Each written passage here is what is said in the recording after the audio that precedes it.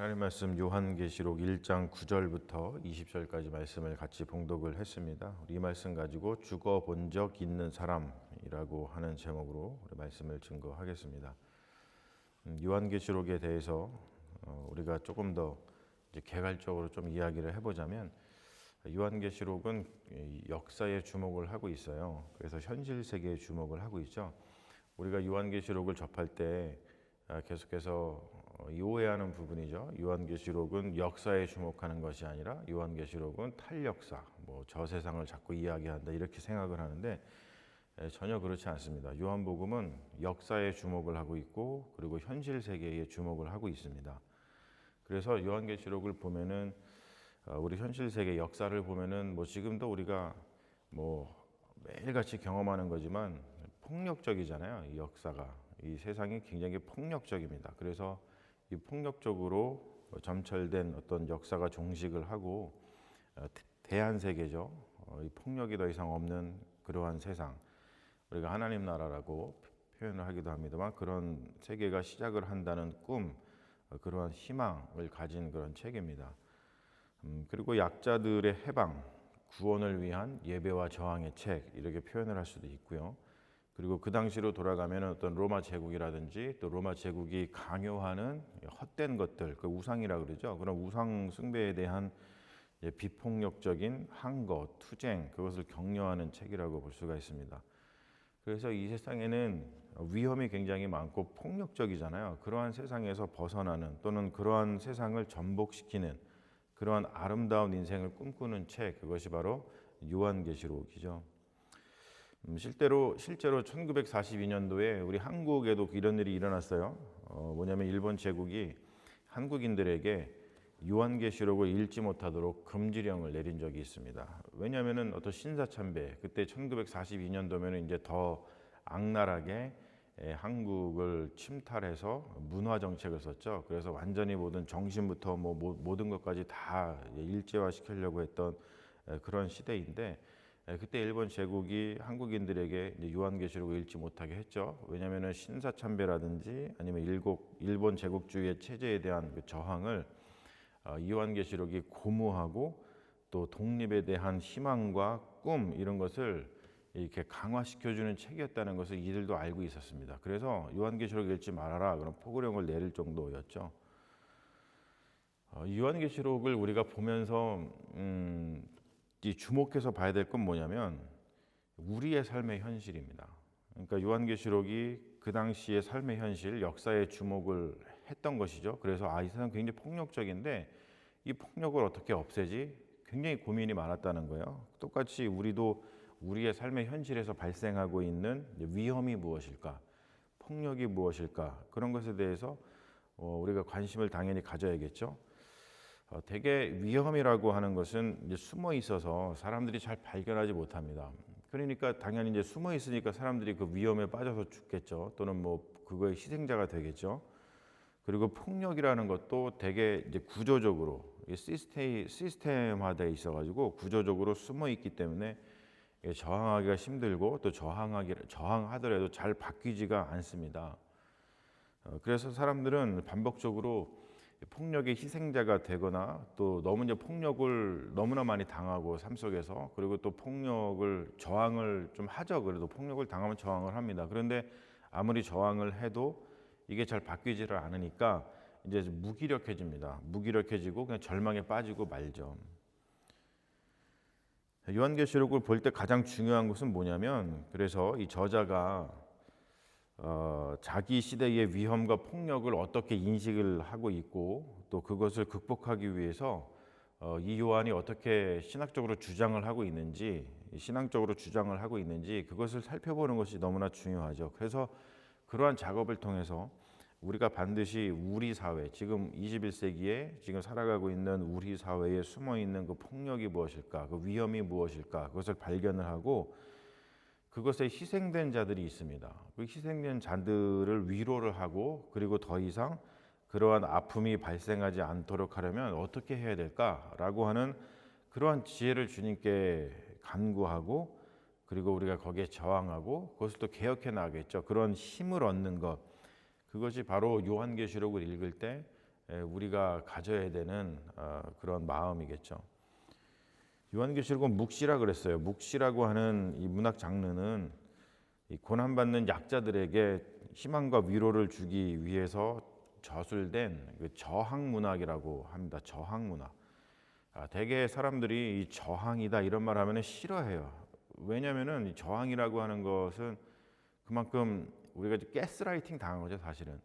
지배자들한테 너무 가스라이팅을 당하다 보니까 저항하는 거는 나쁜 거야, 저항하는 거는 나쁜 사람이야, 저항하지 마, 순응해야지, 순종해야지 이런 말에 너무나 우리가 익숙하다 보니까 저항이라고 하는 말을 쓰면은 뭐 한국에서는 그 빨갱이 아니야, 무슨 좌파 아니야, 뭐 이런 식으로다가 자꾸 이 좋은 말을 비하시키는 그런 경향이 있죠. 근데 여러분 성경을 보면은 성경은 다 저항입니다. 저항. 그래서 이 저항이라고 하는 것에 대해서 우리가 좀 좋은 마음을 가질 필요가 있어요. 요한계시록은 그 전통에 서 있다는 거죠. 요한계시록을 건강하게 이해하려면 우리가 지난주에 특강을 통해서 잠시 살펴봤습니다만 피해자 트라우마의 관점에서 반드시 봐야 됩니다. 세상에서 도사리고 있는 그 위험과 폭력이 어떻게 사람들의 삶을 파괴하고 있는지 세심한 주의를 기울여서 파악을 할 필요가 있겠죠. 그래서 제가 잠깐 지난주에도 얘기했습니다만 그런 의미에서 어떤 한강의 작품은 성경을 깊이 이해하는 데 아주 큰 도움을 준다 그랬어요. 왜냐하면 그 피해자 트라우마를 보고 있죠. 그 사회에 숨겨져 있는 피해자 트라우마를 잘 끄집어내서 그거를 보여주고 있어요. 그리고 또 반대로 요한계시록을 비롯한 이 성경을 잘 이해를 하면은 한강 작품뿐만이 아니고 우리가 잘 알고 있는 그 모든 세계의 좋은 그 문학 작품들 있죠. 그것을 깊이 있게 잘 이해할 수 있는 토대를 가질 수가 있습니다. 저항 문학의 끝판왕이라고 할 수 있는 이 성경, 단순히 문학을 넘어서서 우리가 성경이라고 얘기하잖아요. 바이블이라고 얘기를 합니다. 이 성경을 잘 이해하면 이 세상의 모든 훌륭한 작품들을 잘 이해할 수가 있죠. 아주 안 좋은 신앙 그리고 아주 안 좋은 교회는 뭐냐면 이것은 신앙이라고 부를 수도 없고 교회라고 칭할 수도 없는 집단이지만 아주 안 좋은 신앙, 아주 안 좋은 집단은 뭐냐면 우리의 삶에 존재하는 그런 위험과 폭력에 맞서지 않는 거예요. 그리고 그것을 그냥 피할 궁리만 한다는 거죠. 그리고 또 어떻게 하냐면은 이 위험과 폭력을 만들어내는 그 권세들이 있지 않습니까? 우리가 그것을 그래서 성경에서는 사탄이다 이렇게 표현을 하는 거예요. 사탄이라는 게 뿔 달려 있고 우리랑 이상하게 어글리하게 생겼고 그런 존재를 가리키는 것이 아니고 폭력을 만들어내고 그리고 위험을 만들어내서 사람들한테 이 위해를 가하고 사람들을 절망시키고 사람들의 그 인생, 삶, 생명을 갖다 괴롭히는 그러한 존재를 그냥 사탄이라고 표현을 하는 거죠. 그러한 존재들 편에 서서 그들의 폭력을 정당화시킨다는 거예요. 이게 아주 안 좋은 신앙이고 아주 안 좋은 교회라고 부를 수 없는 집단의 행태라는 것이죠. 오늘 이 요한계시록의 정황을 살펴보면은 전체적인 정황이 뭐냐면은 이제 요한계시록을 쓰게 된 이 요한계시록의 계시를 받게 된 그 정황이 있겠죠. 컨텍스트가 있습니다. 일단은 예루살렘의 모 교회, 그 마다처치라 그러죠. 마다처치. 예루살렘에 원래 사도행전에 보면은 그 모 교회가 있잖아요. 그 모 교회가 1970년쯤에 어떤 일이 벌어졌냐면 유대 땅에 전쟁이 벌어졌습니다. 유대 전쟁이라고 그러죠. 로마 제국이 쳐들어와서 유대 땅을 짓밟습니다. 완전히 성전도 다 무너뜨리고 그래도 지금 우리가 보듯이 성전이 더 이상 없잖아요. 이렇게 벽만 남아 있고 그렇잖아요. 그래서 이 예루살렘의 모교회가 사라졌어요. 그리고 사도들도 이제 다 죽었고 그리고 이방 지역의 교회들이 세워졌는데 그 이방 지역의 교회하고 또 거기에 있었던 유대인의 회당 그 사이의 갈등이 굉장히 심각했습니다. 그리고 대다수의 교회는 이제 로마 제국의 어떤 정치 체제 거기에 그냥 이렇게 순응하고 적응을 했습니다. 그러다 보니까 어떤 일이 벌어졌냐면 지금 우리가 이야기한 어떤 위험과 폭력을 만들어내는 그 사회, 그러한 권세, 권력, 그 불이라 그러죠. 불의, unrighteousness, 불의에 대한 그 저항의 영성이 굉장히 약화되었던 그런 시절입니다. 그리고 교회의 구조는 가부장적인 그 구조로 자꾸 변해갔어요. 좋지 않은 거죠. 그런 상황 속에서 이 요한계시록이 쓰여진 겁니다. 보면은 어떤 불의에 대한 저항의 영성이 약화되었다라든지 아니면 교회의 구조가 굉장히 가부장적이라든지 이런 것은 요즘 우리들의 상황, 우리가 경험하는 어떤 교회들의 상황과 별반 다르지 않다고 생각을 합니다. 그래서 뭐 요즘에 보면은 교회가 자꾸 뭐 추락을 하고 있고 뭐 교회가 환난을 당하고 있다 뭐 이런 이야기를 하지만 사실 저는 그것이 나쁘다고 생각하지 않아요. 왜냐하면 이러한 현상은 뭐냐면은 교회가 이렇게 불의에 대한 저항이 약화되어 있고 그리고 가부장적인 구조 속에서 이게 별로 이게 좋지 않은 상황이니까 그런 것에 대해서 굉장히 폭로를 하고 있는 거고 그리고 비판을 가하는 거고 그런 것에 대해서 질타를 가하고 있는 것이죠. 여러분 교회라고 하는 것은 결코 사라질 수가 없어요. 왜? 너무 좋은 거니까. 하지만 교회의 어떤 나쁜 모습들은 당연히 비판을 받고 또 질타를 받겠죠. 그러다 보니까 지금과 같은 어떤 현상들이 벌어지는 거죠. 저는 가족이라고 하는 제도도 마찬가지로 생각을 해요. 요즘에 가족이 굉장히 순환을 당하고 있잖아요. 그래서 뭐 이혼자가 많네, 뭐 가족이 붕괴되고 있네, 뭐 이런 이야기를 많이 우리가 듣습니다만 이 가족이라고 하는 것은 결코 사라지지 않을 거라고 생각을 합니다. 왜냐하면 너무나 좋은 거잖아요. 근데 지금 우리가 경험하는 가족은 뭐냐면은 그동안 가족에 있었던 여러 가지 불의한 모습들, 폭력적이고 위험했던 모습들, 너무 가부장적이어가지고 그 가정이 한쪽으로 기울어서 힘들었던 그 모습들이 폭로가 되고 있고 비판을 받고 있고 질타를 받고 있는 거겠죠. 그래서 이러한 것들을 잘 넘어선다고 한다면은 진짜 순수한 어떤 교회의 모습, 이 성경에서 말하는 어떤 정말 좋은 교회, 그리고 또 가족도 좋은 가족 그런 것들이 계속해서 탄생을 하고 결코 없어지지 않을 하나님께서 우리에게 주신 정말로 좋은 제도라고 생각을 합니다. 자, 이러한 어떤 정황들을 살펴보면서 우리가 이 요한계시록을 오늘 말씀을 좀 들여다보면은 요한이 자기를 소개를 하고 있잖아요. 자기를 성제라고 소개를 합니다. 어떤 군림하기 좋아하는 이방인이 아니라 너희와 함께 희로애락을 나누는 형제다 이렇게 소개를 하죠. 시혜적 인생을 살지 않고 나눔의 인생을 사는 것이죠. 우리가 이제 시혜적 인생이라고 하는 것은 제국적 삶이고 나눔의 인생은 하나님 나라라고 표현할 수가 있는데 어떤 위계가 아닌 평등과 평화의 관계라고 하는 겁니다. 이것이 하나님 나라죠. 그렇게 하기 때문에 자기 자신을 형제라고 소개를 하고 있어요. 그리고 요한이 자기를 뭐라고 표현하냐면 동참하는 자라고 표현을 합니다. 형제이기에 가능한 것이죠. 위계적인 존재는 동참하지 않고 뭐가 이제 부려먹는다든지 아니면 강제를 하죠. 그런데 이제 여기서 요한이 동참하는 자인데 어디에 동참하느냐 세 가지를 이야기하고 있습니다. 첫 번째는 예수의 환난입니다. 박해와 억압과 폭력, 피해자 트라우마예요. 그리스도의 순환을 한번 생각해 보십시오. 그리고 나라에 동참을 합니다. 나라는 뭐냐면 로마 제국과 대조되는 하나님 나라죠. 폭력으로 지배하는 로마 제국이 아니라 사랑으로 섬기는 하나님 나라. 그 나라에 동참하는 자다. 그리고 세 번째는 뭐냐면 참음, 휘포포네라고 하는 헬라어인데요. 유혹과 압제, 어떤 강압에도 불구하고 로마 제국의 억압적인 체제에 적응하지 않고 지속적으로 그러한 체제에 반대하는 어떤 비폭력인 저항, 그것을 참음이라고 표현을 합니다. 그래서 교회는 옛날부터 뭐라고 표현을 했냐면 투쟁하는 교회, 에클레시아 밀리탄스라고 하는 말을 썼어요. 투쟁하는 교회, 유혹과 압제에도 불구하고 하나님 나라는 나는 살겠다. 내가 폭력으로 지배하는 그런 세상이 아니라 사랑으로 섬기는 세상에 살겠다라고 했던 이 동참, 그러한 투쟁, 그런 거 하는 것, 교회를 투쟁하는 교회다. 거기에 동참하는 사람이다. 이렇게 지금 요한이 표현을 하고 있습니다. 자, 10절에 보면은 주의 날이라고 하는 말이 나와요. 주의 날에 이러한 환상을 받았다. 지금 요한이 표현을 하고 있죠. 자, 주의 날, 십자가에 달려 죽은 예수가 부활한 날을 기념하고 축하하는 예배의 날입니다. 이 주의 날은 신약 성경에서 처음 등장하는 곳이에요. 주의 날. 우리가 주의 날, 주의라고 그러죠. 주일이라고 부르잖아요. The Lord's Day, 그 주일.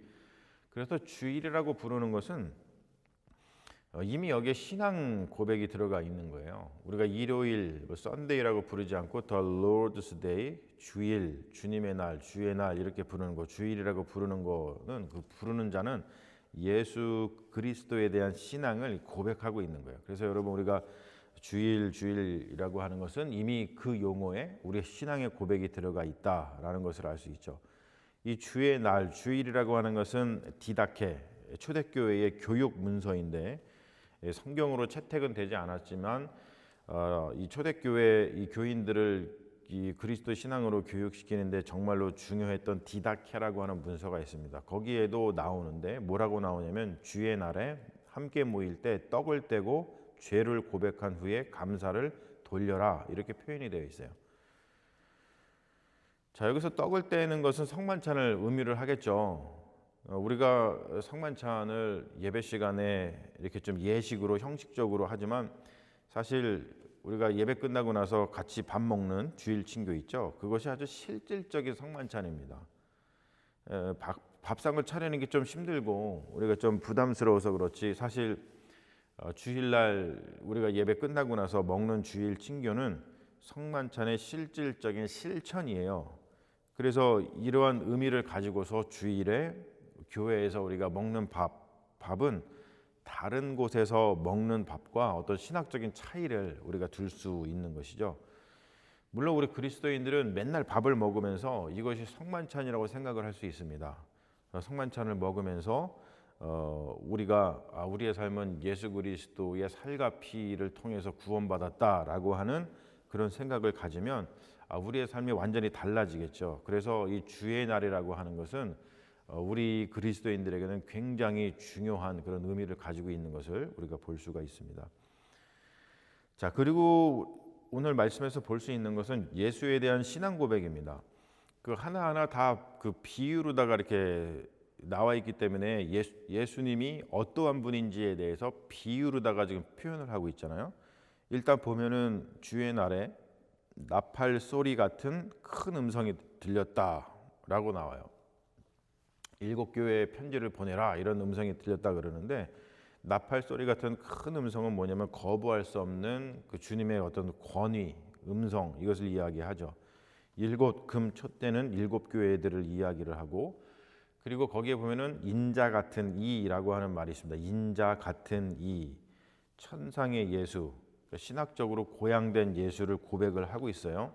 자, 이게 뭐냐면 귀한 존재라는 거예요. 예수 그리스도가 우리가 귀한 존재는 이렇게 천상의 언어를 통해서 표현하잖아요.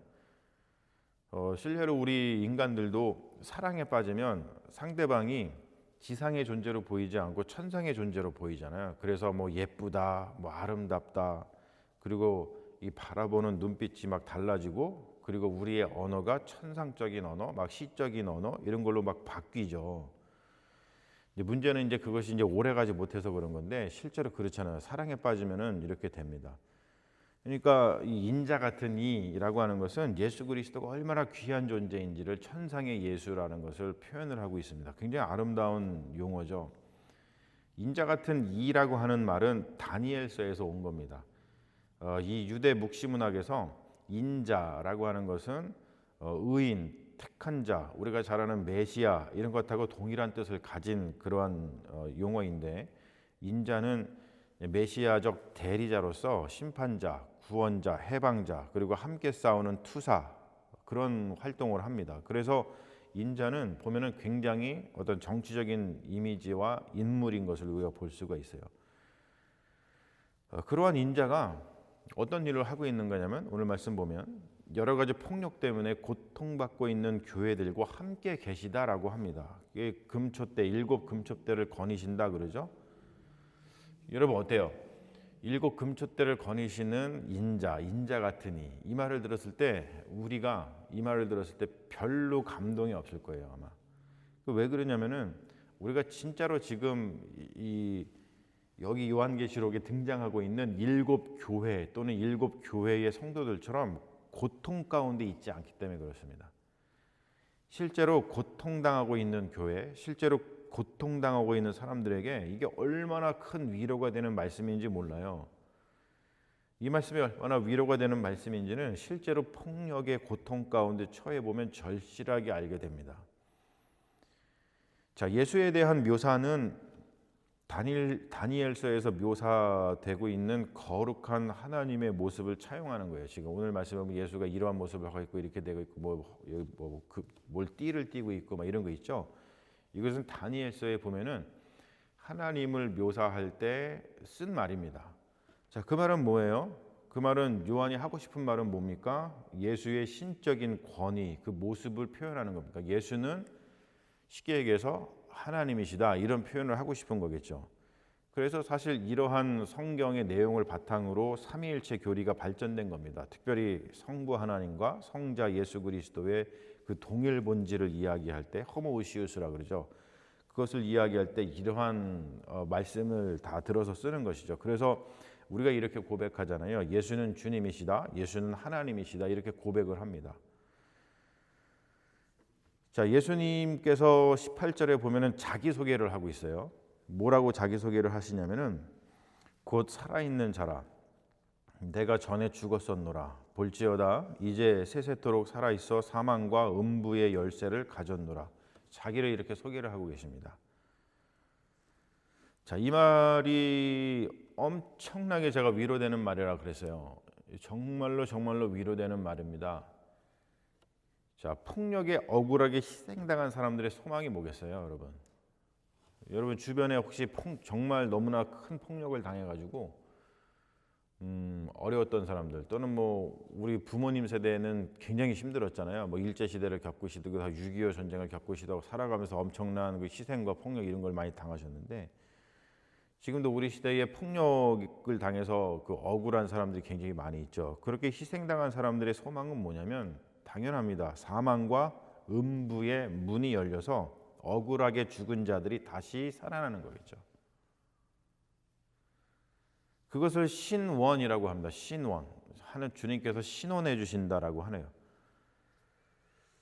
그런데 그러한 간절한 소망을 들어주시고 이루어 주실 분이 계시다는 건데, 그게 바로 예수 그리스도라는 것이죠.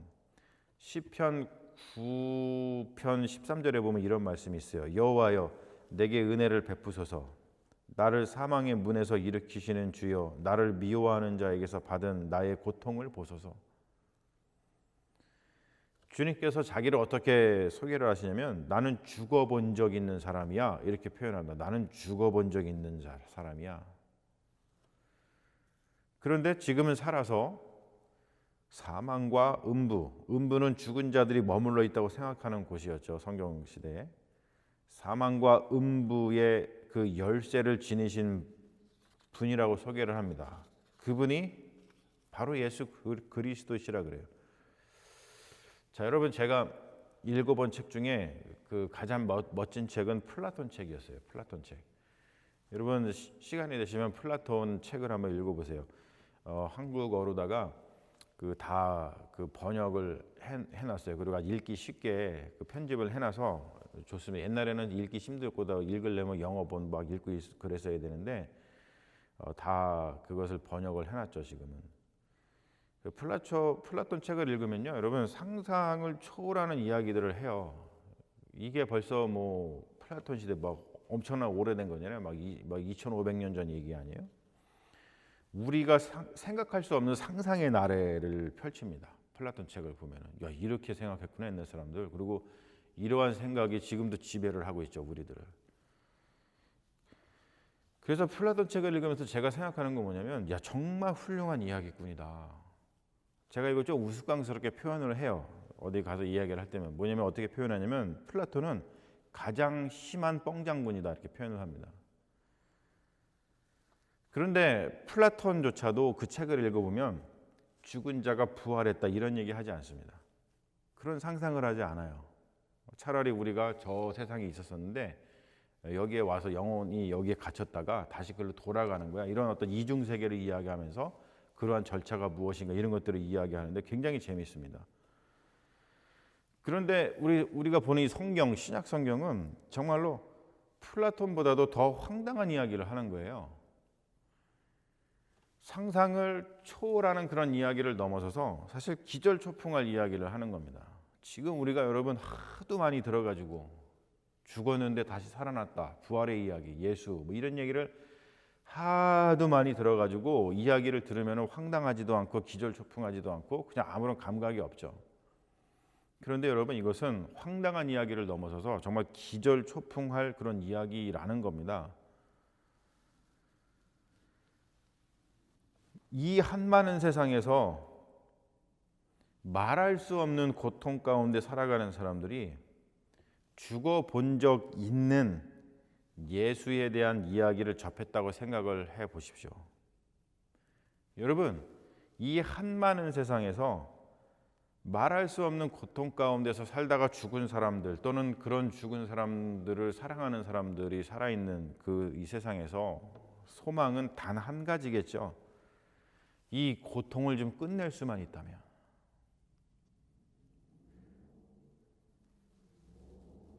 저렇게 억울하게 죽은 나의 사랑하는 사람이 다시 살아날 수만 있다면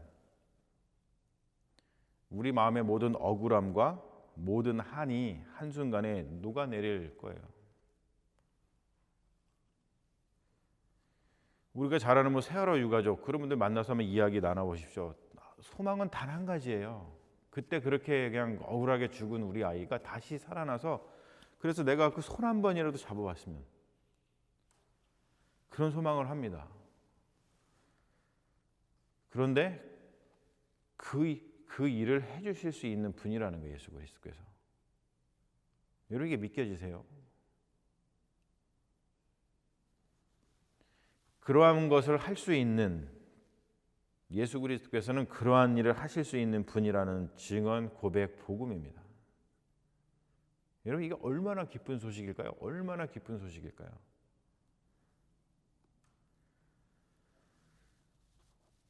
우리가 예수의 이러한